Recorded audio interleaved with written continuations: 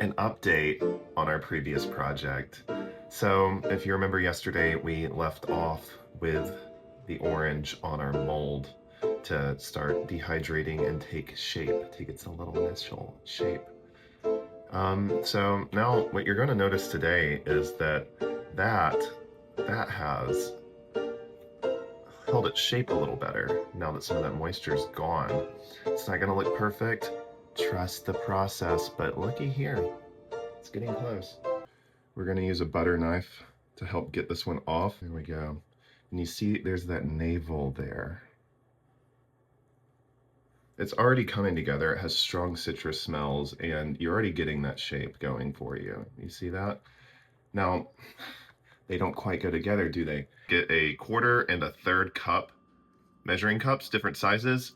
Stretch one peel on the 1/3, stretch one peel on the 1/4. That's going to create 2 different size oranges, and that is how you're going to get the perfect box. If you're on day 2 or 3 of drying and you still have some moisture in here, you can still stretch these over your new forms. So take one and keep it on a smaller form, or you can transition to a 1/3 and 1/4 cup orange.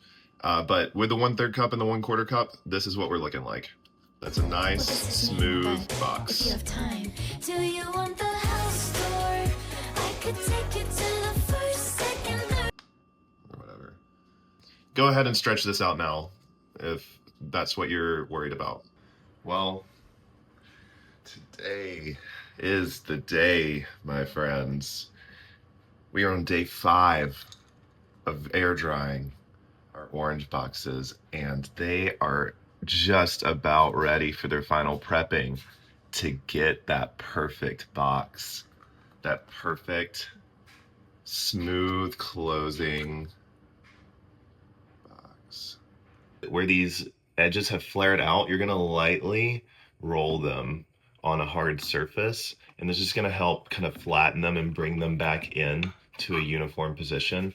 You can do this gently and softly for like maybe 5 minutes on each peel. See here, you can see where it's starting to go back in a little bit here and still flaring out up here. You're gonna do that for both of your molds. This one doesn't have it as bad, so honestly, I don't need to do it.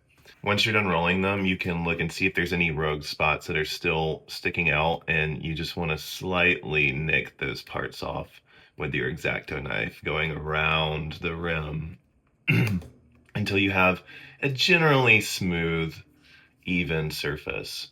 Once you've cut off any of the hanging bits on here, you're going to take your 100 grit and your 150 grit sandpaper, and you're just going to do small circles on the 100 grit. That's going to get those big parts off, those big pieces that are already going to crack and break off. This is a very abrasive texture. It's going to wear off any like major differences in scale.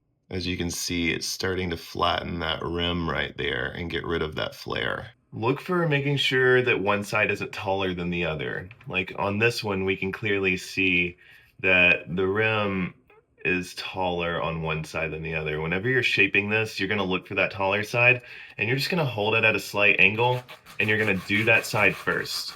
It's gonna take off a lot of that material, and it smells so good. It's very fragrant. Like, I mean, it smells really good in here right now.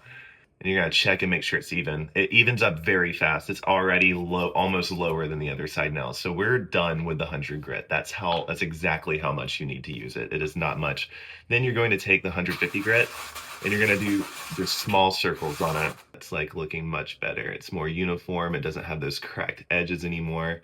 And now it's looking like a proper dish. You can go a little bit lower if you would like, but overall, I think I'm just gonna stick it here because I think more material to work with corrections later, the better. You can always sand it down more, but you can't unsand it once it's done. Next, you're gonna do the same thing with that top. You're just gonna take it on that 150 grit and you're gonna rub it around in circles. I mean, it does smell amazing. It really does. I'm still having a little bit of that flare here, so I'm just gonna take the side and I'm gonna just do one scrape along the side. You can oil these parts later, and that's going to go ahead and fill in some of that color for you. You can do and work with this as much as you want. If you have any nicks, you can keep using your X-Acto knife to take off little bits that you don't like. Here is what I am ending off the video with a nice smooth box. With a nice smooth box. I may work on this again later, but for now, I think that it looks great. This is pretty much the finished project. So, presenting Box Orange number 2. This is the second orange box. Better grip on this one than the last one.